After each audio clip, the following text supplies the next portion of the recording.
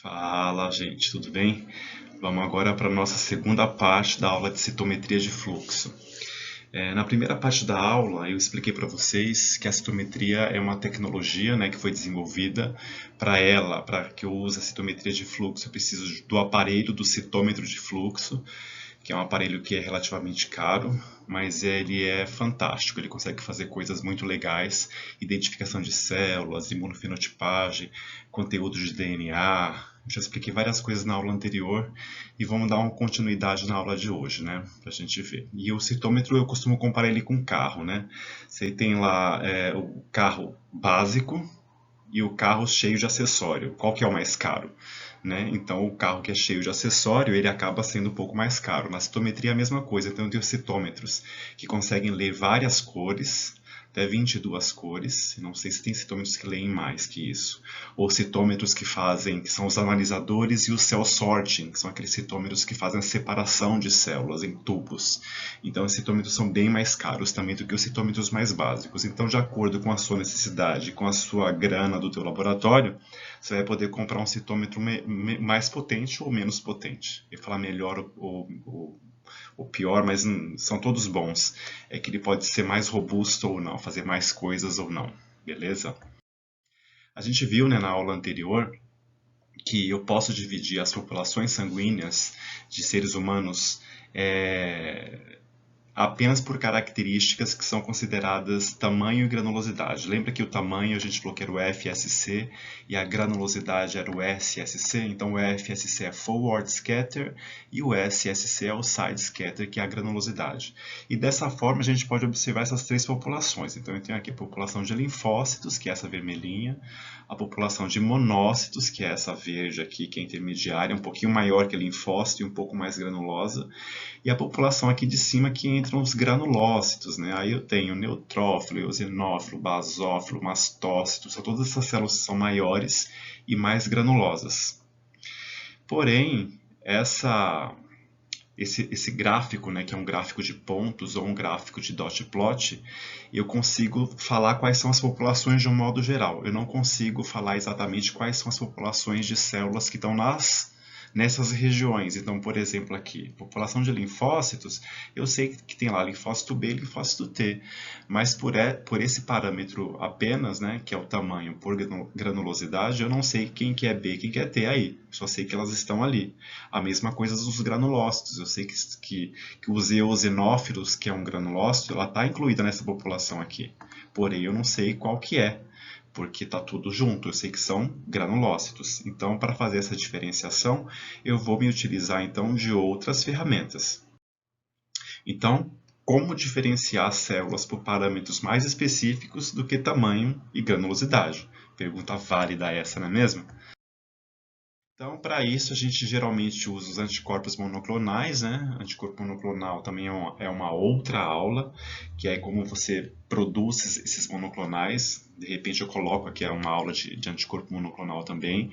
E esses anticorpos monoclonais, eles estão associados aos fluorocromos ou conjugados aos fluorocromos. Então, com essa combinação de anticorpo e fluorocromo, a gente consegue jogar isso em uma população heterogênea de célula e fazer identificações muito mais precisas daquela população, para saber fazer uma diferenciação, por exemplo, na população de linfócitos, quem é linfócito T, quem é linfócito B, quem é dentre o T, quem é célula TCD4, célula TCD8, que são as células T auxiliares e as células T citotóxicas, né? Então, por exemplo, então aqui ó, eu tenho um exemplo, né? É anticorpo anti-CD4 conjugado com FITC. Eu tenho aqui um outro anticorpo anti-CD8 conjugado com ficoeritrina, que é o PE, e o anticorpo anti-CD3 conjugado com PRCP, ou PRCP. E aí, para fazer essa combinação, eu sei que eu posso fazer essa combinação, por quê? Porque esses fluorocromos, a sua taxa de emissão quando eles são excitados pelo laser, eles são diferentes. Então, por exemplo, os três eles são excitados pelo mesmo laser que é o argônio. Então, aqui, por exemplo, o FITC, que é o isotiocianato de fluoresceína, ele é excitado pelo argônio, que tem um comprimento de onda de 488 nanômetros. A ficoeritrina também, 488 nanômetros, e o PRCP, a mesma coisa. Porém, quando a gente fala de emissão máxima desses fluorocromos, eles emitem comprimentos de ondas diferentes. Então, o FITS ele tem um comprimento de onda de 525 nanômetros, a ficoeritrina, o PE, de 578 nanômetros e o PCP de 675 nanômetros, gerando cores diferentes. Então, o FITS gera uma cor verde, quando excitado pelo laser, o PE amarelo e o outro, que é o PCP, em vermelho. Então, eu posso fazer essas combinações, por exemplo, posso usar esses 3 anticorpos monoclonais conjugados com esses 3 fluorocromos na mesma amostra, no mesmo tubo, e passar isso no citômetro de fluxo? Sim, posso fazer isso, porque eu sei que a emissão deles não vai ser chocada. Mas eu não posso, por exemplo, usar fluorocromos cuja as emissões são semelhantes. Então, se eu olhar, por exemplo, aqui o próprio FITS, que ele é excitado aqui pelo argônio de 488, e eu vou comparar aqui com a Alexa 488. Ambos são excitados pelo mesmo laser. Porém, quando a gente fala aqui de emissão, o FITS ele vai ter uma emissão de 525 nanômetros na cor verde, enquanto que o Alexa 488, a emissão dele vai ser de 519, também na cor verde, ou seja, os picos de emissão de ambos os fluorocromos são muito semelhantes e geram a mesma cor. Então eu não posso usar esses 2 fluorocromos na minha mesma amostra, porque eu não saberia qual é um e qual é o outro. Então, antes de comprar os anticorpos monoclonais conjugados com os respectivos fluorocromos, eu tenho que fazer uma análise, eu tenho que conhecer os fluorocromos justamente para não comprar anticorpo errado. Esses anticorpos também são caríssimos, então cuidado na hora de comprar os anticorpos conjugados com os fluorocromos. Bem, esse exemplo aqui foi um exemplo que eu fiz justamente para a gente começar a entender como funciona essa imunoferotipagem, Então eu coloquei aqui, por exemplo, célula A, célula B, célula C e célula D. São células hipotéticas, tá? E aí eu coloquei moléculas nessa célula. Então, se a gente observar aqui, a célula A, ela tem uma molécula X, a célula B tem a molécula X e a molécula Y na sua superfície, a célula C tem a molécula Y e a célula D não tem nenhuma dessas duas moléculas que a gente está observando. E para essa análise, a gente vai usar 2 anticorpos monoclonais. Um anticorpo anti-X conjugado com ficoeritrina, que é esse aqui, e o anticorpo anti-Y conjugado com isotiocianato de fluoresceína, ou FITS. O que vai acontecer? Quando eu jogo esses anticorpos na minha amostra com essas células, os anticorpos vão se ligar nas moléculas correspondentes. Então, eu tenho aqui um anticorpo anti-X ligado aonde? Em todas as células que possuem o X na sua superfície. O anticorpo anti-Y, ele vai ligar aonde? Nas células que possuem o Y em sua superfície. E essa célula última aqui, que é a célula D, vocês viram que ela não foi marcada com nada. Por quê? Porque ela não possui nenhum desses dois marcadores. Ela não possui nenhuma dessas duas moléculas em sua superfície. Se eu quiser se eu quiser fazer uma análise disso na citometria num gráfico, geralmente este gráfico vai estar com esta cara. Como é que eu faço a leitura desse gráfico, Aqui eu tenho, então, essa região aqui do lado esquerdo, vocês viram que eu marquei aqui PE, de ficoeritrina, e aqui embaixo eu coloquei FITS. Então, aqui em cima eu vejo as células que estão marcadas apenas com o anticorpo anti-X conjugado a PE. Aqui embaixo eu vejo a célula C, que é a célula que tem o Y na sua superfície, que tem o marcador Y, a molécula Y, e o anticorpo grudado nela. Então essa região aqui de baixo é uma região que eu estou marcando as minhas células que estão conjugadas ao FITS. Ah, professor, eu posso trocar isso no gráfico? Eu posso colocar o FITS do outro lado aqui e o PE aqui para baixo? Sim, posso. Isso é só um jeito de montar o gráfico, tá? Cada um monta o gráfico da melhor maneira possível, do jeito que acha melhor. Então, eu tenho o quê? Aqui nessa região, voltando, uma marcação simples, apenas para o X. No caso aqui eu coloquei o fluorocromo, a ficoeritrina. Aqui embaixo eu tenho também uma marcação simples, um anticorpo grudando no Y. Lembra que eu tenho uma célula que tem os 2 marcadores? Para as 2 marcações, eu tenho essa outra região, que é essa região aqui, né? Que está marcada essa célula, que é a célula B. Então, eu tenho aqui o anticorpo anti-X conjugado à ficoeritrina e o anticorpo anti-Y conjugado ao FITS ligado na mesma célula. E aqui embaixo, o que eu observo? Eu observo que eu tenho a célula D, que é justamente aquela célula que não ficou marcada com nada. Não é isso? Deixa eu apagar essas coisas aqui, só para não ficar muito borrado aqui o nosso slide, né? Com esse monte de risco e a gente não entender, não ficar tão poluído, na verdade. Bom, então como é que vai ficar? Como é que a gente lê isso? Eu fiz aqui uns esqueminhas bem mais bonitinhos, olha. Então aqui em cima eu tenho essa região aqui, é uma região então de simples positivo para PE, lembrando que aqui poderia ser FITS, poderia, mas eu que escolhi colocar PE aí no seu laboratório você escolhe que você vai pôr também.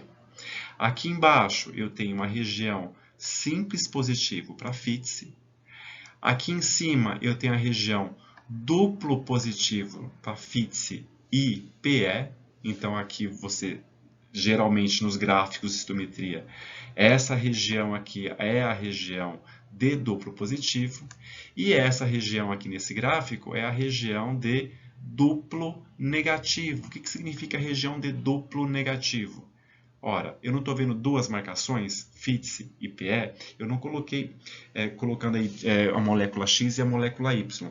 Se eu tenho células que não marcam para esses dois anticorpos, para esses dois marcadores, essas células não desaparecem no gráfico, então elas aparecem onde? Numa região que eu designei de região duplo negativo. Então ela é negativo tanto para FITS quanto para PE. Beleza, gente? Aqui é um gráfico praticamente igual de cima, né? Só mudei ali o esquema das bolinhas, né? Aqui eu coloquei as bolinhas representando melhor. Então aqui há uma cor única que é o PE, só para vocês entenderem. Então, porque as células no gráfico, nesse dot plot, esse gráfico de pontos, aparecem os pontos e cada ponto é uma célula. Então aqui eu tenho as células marcadas em vermelho, porque é PE. Aqui embaixo as células marcadas em verde, né? Porque são só FITS. Aqui embaixo, região de duplo negativo. Eu coloquei as células transparentes, porque elas não estão marcadas com nada. E aqui eu coloquei verde e vermelha, justamente para mostrar que é a região de duplo positivo. Beleza? Bom, vamos para um exemplo aqui que é um pouco mais palpável, né? Porque eu estou falando de molécula X, molécula Y, mas e como é que funciona isso caso eu queira ver uma molécula de verdade na superfície de uma célula? Aqui eu quero fazer uma imunofenotipagem em citometria de fluxo para identificar as células que possuem CD4 na membrana ou CD8 na membrana. Na verdade, eu quero ver as células T auxiliares, são CD4 positivas, e as T citotóxicas, que são as células que possuem o CD8 na sua membrana, ou CD8 positivas. Como é que faz isso? Então eu pego essas células, incubo com esses anticorpos, passo pelo citômetro de fluxo, faço a análise. Logicamente que eu vou fazer lá a quantidade certa do anticorpo, a pipetagem, a incubação. Isso são técnicas no laboratório que você vai aprender, que alguém vai te ensinar no laboratório. Você nunca vai aprender sozinho mexer no citômetro, né? A não ser que você seja um geninho, mas geralmente vai ter alguém que vai te explicar a mexer no aparelho e desenvolver toda a parte metodológica para você chegar lá. Então, o que a gente observa nesse gráfico de pontos, né? Nesse dot plot? Então, eu observo que quando eu fiz a marcação para CD4 e CD8, querendo ver as células TCD4 auxiliares, TCD8 citotóxicas, eu vejo que essa região aqui de cima, ó, eu marquei o CD4 marcado com FITS. Então, as células que aparecem aqui são células T, CD4. Aqui embaixo, apareceram as minhas células, que são as células marcadas com CD8, CD8-PE, é um anticorpo anti-CD8, olha aqui o anticorpo, anti-CD8 marcado com ficoeritrina. Elas apareceram aqui. Essa região aqui de baixo, lembram? É a região de duplo negativo. São as células que não apresentam em sua superfície nem o CD4, nem o CD8. Ah, professor, e essa região aqui de duplo positiva, que eu lembro que você falou no outro slide, que é uma região que ligam os dois anticorpos na mesma célula. Por que ela está vazia, né? Por que ou só tem esses pontinhos? Ela está vazia, essa região, porque não existe na corrente sanguínea células T que ao mesmo tempo, na mesma célula, eu vou encontrar a molécula CD4 e o CD8. Não tem. Inclusive, no timo, quando essas células T estão fazendo processos de maturação lá no timo, durante uma das fases de maturação, logo que a célula passa a expressar o TCR, porque a célula T, não sei se vocês lembram da imunologia básica, as células T elas são formadas na medula óssea e elas migram para o timo, e lá no timo elas fazem um processo de maturação. Então, elas não têm nem TCR ainda. Quando elas chegam no timo, logo na sequência que elas expressam o TCR, que é receptor de célula T, essa sigla, elas também expressam ao mesmo tempo o CD4 e o CD8. Então é o único momento na vida da célula T e onde a gente encontra células T duplo positivas para CD4 e CD8 é no timo, no processo de maturação. E depois, quando vão rodando mais outras passagens de maturação dessas células, e aí essas células, quando elas vão para a corrente sanguínea, elas saem do timo e vão para a corrente sanguínea, essas células aí sim, ou elas serão CD4 ou elas serão CD8. Muito provavelmente, se eu tivesse, por exemplo, aqui fazendo essa mesma marcação, CD4 e CD8 para ver célula T, e essa amostra não fosse de sangue periférico, fosse uma amostra de timo, sei lá, fiz uma biópsia do timo, peguei o timo de alguém que acabou de falecer, ou o timo de um camundongo, macerei, e aí eu vou fazer essa marcação CD4 e CD8, aí sim eu acharia uma região de duplo positivo aqui. Mas caso contrário, não. Beleza, gente? Bora continuar. Aqui eu fiz um outro esquema. Para ter mais exemplos, né, para que vocês entendam melhor essa parte de imunofenotipagem e interpretação dos gráficos. Então aqui eu coloquei dois exemplos de células, né? Então aqui do lado esquerdo eu coloquei uma célula TCD4 e aqui uma célula TCD8. A gente sabe que a célula TCD4 ela vai ter o CD4 na membrana e a célula T citotóxica ou TCD8 vai ter o CD8 de membrana. Porém, ambas terão uma outra molécula que é o CD3, que é uma cadeia que ajuda a compor o TCR. Então, todas as células T possuem o quê? CD3.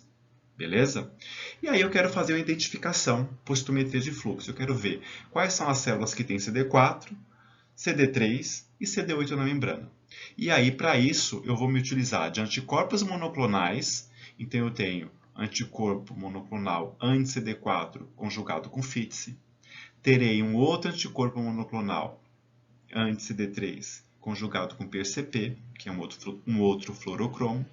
E por último, eu tenho aqui um outro anticorpo monoclonal, que é um anti-CD8, conjugado com APC, que é a aluficocianina, que também é um outro fluorocromo. E de acordo com aquela tabela que a gente acabou de ver, eu posso sim me utilizar desses três fluorocromos ao mesmo tempo, pois os picos de emissão deles, após a excitação com laser, não vão chocar, eles vão gerar cores diferentes. Então, beleza para usar esses três fluorocromos aí, ok? Então, peguei, né? Vou fazer lá um experimento, PPT os anticorpos, os três anticorpos, coloquei lá o anti-CD3, o anti-CD4 e o anti-CD8 na minha amostra que está com essas células misturadas, e aí aconteceu o quê? A célula TCD4, que é essa primeira aqui de cima, ela tem CD3, não tem? Então, o anticorpo anti-CD3 ligou a ela. Ela também tem CD4, então o anticorpo anti-CD4 ligou no CD4. Célula de baixo, a célula T citotóxica. Ela tem CD3? Também tem CD3, então o CD3 ligou nela, e como ela tem o CD8, o anticorpo anti-CD8 também ligou nessa célula. Como é que ficaria um gráfico de dot plot dessas populações? Né? Então aqui é a primeira população aqui de cima. Então eu tenho aqui marcação para CD3, PCP, e marcação para CD4 e o fluorocromo é o FITC, que é o isotiocianato de fluoresceína. Bora ver? Então eu tenho aqui a região de duplo positivo. Por que é duplo positivo? Porque é uma célula T auxiliar. Como é que eu sei que é auxiliar? Porque ela tem CD4 de membrana. E, ao mesmo tempo, ela tem também o quê? O CD3. Lembra que é a região de duplo positivo? Por que ela está na região de duplo positivo? Porque toda célula T tem CD3, certo? Bom, bora continuar interpretando esse gráfico. Eu tenho uma região aqui, ó, que é a região de duplo negativo, lembram? Ou seja, essas células que estão nessa região são células que não têm nem o CD4, nem o CD3 na sua membrana. Aqui embaixo eu tenho uma população que é uma população positiva apenas para CD3 e ela é negativa para CD4. Pois, se ela fosse positiva para CD4, ela estaria onde? Estaria aqui em cima na região de duplo positivo, correto? Correto. Mas, por essa marcação aqui, eu estou vendo duas marcações desse gráfico, não é isso? Eu estou vendo aqui o CD3 e o CD4. Eu sei que aqui é célula T auxiliar, mas essa população aqui eu só sei que ela é CD3. Porém, indiretamente, eu sei que essas células aqui só podem ser quais? Quais são as células que têm CD3 na sua membrana e não têm o CD4? Um segundo para a reflexão. Só podem ser quais? Células TCD8. Correto? Ou seja, indiretamente eu sei que essa população aqui é uma população de células TCD8. Ai, professor, e por que essa região aqui de simples positivo não tem nada? Ora, eu não estou fazendo uma análise de células TCD4? Desculpa, da molécula CD4 aqui nessa região? Muito provavelmente essa população é a população de linfócitos, certo? Ok. Se eu não tenho nada aqui de CD4, é porque essas células vieram para onde? Elas estão aqui, ó, na região de duplo positivo.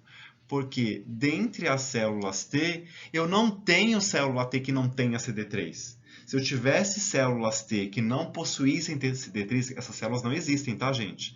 Toda célula T vai ter o CD3. Mas se por acaso eu tivesse uma célula T que não tivesse o CD3, aí sim eu teria uma população aparecendo aqui, ó, de células. Mas não é o caso.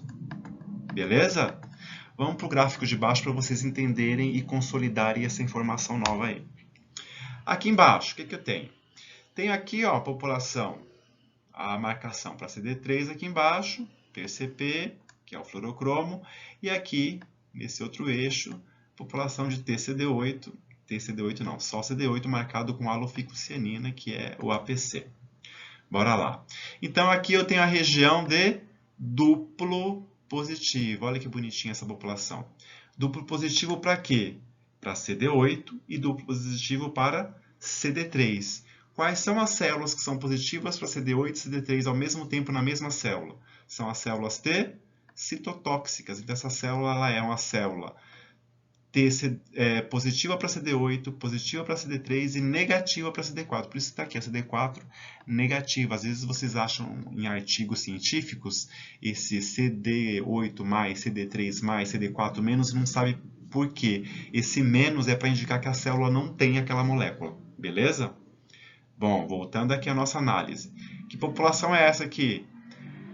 Se for da população de linfócitos, muito provavelmente essas células que estão aqui são células B, certo? Indiretamente, né? A gente sabe que é célula B se eu peguei da população de linfócitos, daquele gráfico de tamanho por granulosidade, beleza? Bom, e essa população aqui, ó, que é a população de simples positiva para CD3, que população que é essa? A princípio, eu sei que ela tem o quê? Ela tem CD3 na sua membrana e não tem CD8, porque se tivesse CD8, essa população estaria onde? Estaria aqui, né? Lembram? Mas como ela não está aqui, é porque ela não tem o CD8. Então, se ela não tem o CD8 e tem o CD3 na sua superfície, essa célula só pode ser qual? Essa célula só pode ser a célula TCD4, ou a célula T auxiliar, ou seja, indiretamente eu sei que essa população aqui é a população de células T auxiliares. Beleza, gente? Espero que vocês tenham entendido essa interpretação dos gráficos de citometria de fluxo. Bora lá. Para não ficar falando só que a citometria de fluxo, para eu trabalhar com citometria de fluxo, obrigatoriamente eu tenho que trabalhar com anticorpos monoclonais conjugados com fluorocromos, Não, não preciso sempre isso. Eu também tenho fluorocromos que não são obrigatoriamente associados ou associáveis aos monoclonais. Então eu posso usar, por exemplo, fazer marcação para olhar, para ver cálcio na célula, para ver conteúdo de material genético, de DNA. Então eu uso fluorocromos que não são necessariamente associados aos monoclonais. Eu jogo ele diretamente na célula, ele vai fazer uma associação ao cálcio, por exemplo, e vai fazer uma marcação. Então eu tenho aqui o fluorocromo, né? Primeiro aqui a ação, a aplicação dele, né? O tipo do fluorocromo, o pico máximo de excitação em nanômetros, o pico máximo de emissão, esses valores aqui, e cada quadrado retângulo desse aqui com essas cores são as cores geradas após a excitação pelo laser, e aqui o laser que é usado para fazer essa aplicação. Inclusive tem um fluorocromo que é o CFSE ou CFSE, que é chamado de corante vital. Esse corante, esse CFSE, quando você quer fazer um processo de proliferação celular, você consegue fazer por citometria de fluxo. Então você coloca o CFSE nas células, as células vão. Esse vai grudar na parte proteica da célula, esse corante, e aí quando você coloca essa célula em cultura, ela passa a se dividir. Então ela faz o que? Ela vai se dividindo, né? Então ela faz a replicação do seu material genético, que é a duplicação do DNA, duplica a organela, cresce de tamanho para que essa célula se dividir, certo? Não é assim? Faz o processo de mitose. Pois bem, quando essa célula está com CFSE, que é esse corante, cada mitose que ela faz, esse corante vai ser o quê? Dividido entre as células filhas. Então eu vou tendo o quê? Uma diminuição desse corante, do CFSE. E aí, quando eu jogo isso no citômetro de fluxo, eu vejo que tem o quê? Uma diminuição da fluorescência. Então, quanto menos fluorescência eu tenho, isso me indica que eu tenho o quê? Mais proliferação celular. Ou seja, é um uso de um fluorocromo que eu estou tendo numa célula sem obrigatoriamente estar usando um anticorpo monoclonal. Beleza, gente? Só para vocês saberem que também dá para usar fluorocromos que não estão obrigatoriamente associados aos anticorpos. Obviamente que tem uma tabela muito maior de outros fluorocromos com outras aplicações. Aqui eu coloquei só para dar um exemplo mesmo para vocês. Tipos dos gráficos, né? Falamos muito dos gráficos de pontos, né? Que são os chamados dot plot. Você pode falar gráfico de ponto, dot plot, fala do jeito que você quiser. Aqui o primeiro gráfico é o gráfico que a gente já viu algumas vezes, é um gráfico de tamanho por granulosidade. Para fazer esse gráfico eu não uso fluorescência, é um gráfico apenas de FSC por SSC, lembrando que aqui embaixo é a população de linfócitos, essa população do meio de monócitos, e a população lá em cima é a população de granulócitos. Então eu posso fazer um gráfico de pontos dessa maneira. Posso ainda dividir aqui por esses quadrantes, né, que a gente já viu os exemplos anteriores. Posso ainda fazer a divisão dos seus gráficos de dot plot por gates, que são essas delimitações que eu faço nessas populações. Logicamente que aí vou ter os parâmetros, né, para poder fazer essas análises, por isso que tem os meus controles para fazer todos os processos de compensação. E aqui embaixo também é um outro tipo de gráfico que estou fazendo, marcando aqui para CD45, eu acho, não estou enxergando direito. E aqui pela granulosidade. São gráficos diferentes, mas todos são gráficos de pontos. Percebe que são pontinhos? Então cada pontinho é uma célula. E do lado de cá, eu tenho um outro gráfico chamado de histograma. O histograma a gente vê sempre um parâmetro por vez. Aqui no gráfico de pontos, estou vendo aqui dois parâmetros, né, que são os gráficos que eu vejo os dot plots, né? Estou vendo sempre dois parâmetros, e o histograma eu vejo só um. Existem histogramas com vários picos, aí são quedas de fluorescências, né, que acontecem, ou pela própria sobreposição. Então, na análise, eu posso sobrepor um gráfico sobre o outro e fazer uma comparação de gráficos. Mas bora ver como é que isso funciona melhor. Então, quando que eu uso um histograma, né? Para representar a relação entre fluorescência e número de células. Como assim, né? Então, esse eixo aqui de baixo, ele representa fluorescência e esse outro eixo representa número de célula. Ou seja, quanto maior o meu pico, mais célula eu tenho. Quanto mais deslocado o pico para a direita, maior é a fluorescência. Bora ver isso em outros gráficos. Aqui eu tenho um gráfico real, né? Geralmente, quando a gente faz um gráfico e faz uma interpretação de gráfico de histograma, a representação, esse aqui é um gráfico de verdade, né? O anterior é um gráfico que eu montei, mas esse gráfico aqui é um gráfico de verdade. Quando eu faço essa representação, essa representação aqui de 10 à primeira para a esquerda, geralmente são células que não são marcadas, tá? Para isso, para eu saber que aí são células não marcadas, sempre quando eu vou fazer a minha leitura no citômetro de fluxo, eu vou usar um tubo em branco que não foi marcado com aquela fluorescência, que é justamente para poder delimitar aonde é o limite das minhas células não marcadas. Geralmente, a gente tenta colocar esse pico de células não marcadas aqui do 10 à primeira, para a esquerda.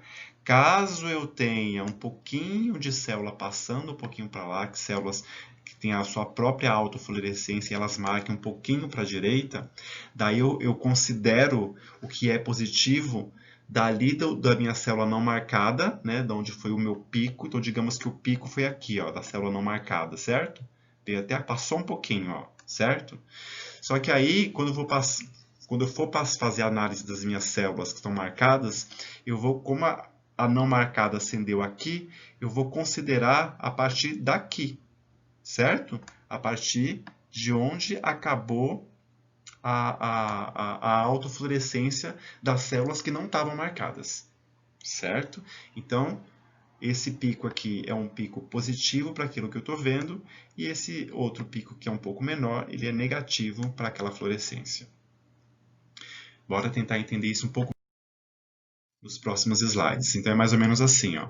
Então, nessa região aparecem as células que não estão marcadas. Coloquei até essas bolinhas transparentes para vocês entenderem, ó, sem fluorescência.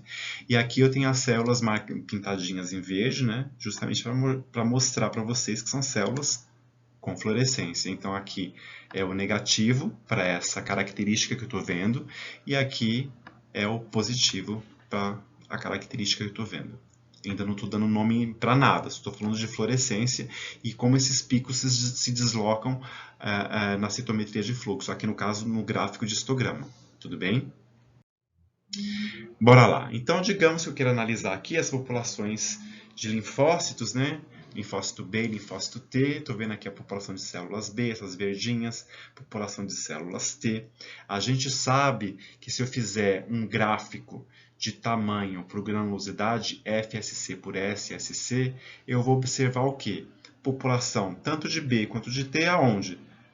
Ambas na mesma região, que é essa região, população de linfócitos, porque essas células possuem o quê? O mesmo tamanho e a mesma granulosidade.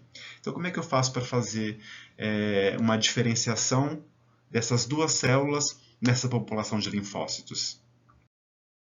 Para isso, eu vou usar um anticorpo monoclonal conjugado com fluorescência. Eu pensei aqui e resolvi usar um anticorpo anti-IgM, certo? Para fazer um histograma. Então, o anticorpo ele vai ligar onde? Onde tem IgM. E aonde a gente vai ter IgM nessa célula? Na célula B ou na célula T? Se a gente lembrar da aula de imunologia básica, eu sei que as células B elas possuem IgM de membrana na sua superfície, que é o BCR, né? Que é o receptor de célula B, enquanto que as células T não têm IgM de membrana.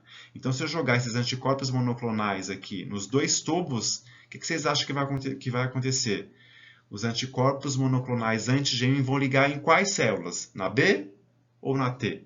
Bora ver no gráfico? O histograma? Então, voltando, ó. Então, eu tenho aqui célula B e aqui embaixo célula T. Célula B, joguei anti-IgM. Célula T, joguei anti-IgM também. Se eu for fazer um gráfico de tamanho por granulosidade, eu não consigo separar as minhas populações, eu não consigo saber a quantidade de cada célula, porque elas estão ali na mesma população. Então, como eu joguei o anticorpo anti-IgM, eu vou obter o quê? Estes gráficos. Então, aqui, o pico deslocado para a direita, indicando que as células B possuem IgM, e o pico aqui, no caso da de baixo, deslocado para a minha esquerda, mostrando que as células T não possuem IgM. Mas isso aqui no caso de eu ter essas células purificadas, beleza? Se eu tivesse, por exemplo, as duas células misturadas, vamos usar esse gráfico aqui de cima. Ó. Digamos que eu misturei célula B e célula T e coloquei anti-IgM, certo? E aí eu leria esse gráfico de que forma? Como que apareceria esse gráfico para mim? Apareceria um pico extra aqui, ó. Um pico... Ai, esse pico não vai ficar muito bom aqui. Ó. Um pico extra. Que pico extra que é esse?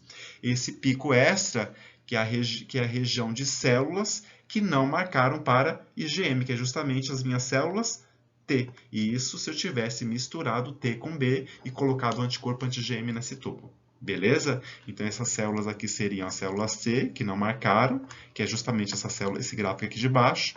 E esse gráfico aqui são as células B, que possuem IgM de superfície. E, logicamente, o anticorpo monoclonal anti-IgM ligou ali. E por isso que o gráfico, que o pico se deslocou para a direita.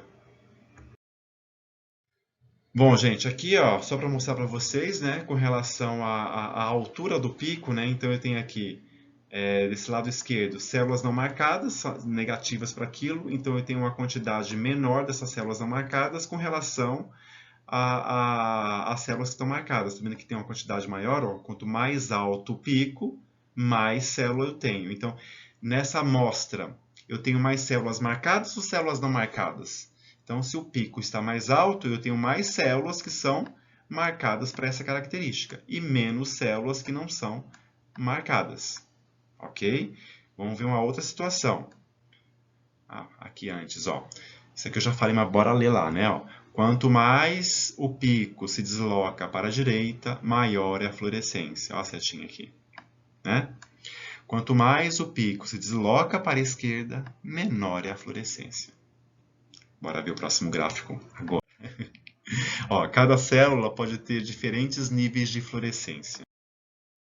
Então, pode acontecer que eu tenha uma célula que tem um marcador, sim, mas não tem tanto marcador, comparado quando a gente compara com essa outra aqui. Essa aqui do meio, ó, eu tenho um marcador, esse marcador que eu estou estudando, sim, tenho. Mas essa célula aqui da direita, ela tem muito mais. Então, como é que se comportam esses picos? Então, eu tenho, ela não tem mais marcador, consequentemente, mais anticorpo grudou nela, concordam? Se mais anticorpo grudou nela, nessa célula, mais fluorescência essa célula está emitindo. Então, consequentemente, mais deslocado para a direita vai estar este pico. Ao contrário, essa célula daqui, ela tem menos marcadores, então ela vai estar um pouco mais deslocada para a esquerda. E essa outra célula aqui, a primeira, que não tem nada, ela continua aqui, ó, no negativo, porque essa célula não tem nada. E as populações? Então, as quantidades de células. Então, qual é a célula que tem mais? Então, eu tenho, nesse exemplo, mais células que tem menos marcação, um pouquinho menos de célula, porque o pico está menor, ó, tá vendo? Ó? Que tem mais desses marcadores, e ainda menor aqui o pico de células que são negativas, que não tem esse marcador. Aqui eu fiz ao contrário, ó. Eu coloquei aqui um pico maior para a célula que tem mais os marcadores, um pico baixinho para mostrar que tem poucas dessas células aqui, dessas células... Opa! Peraí.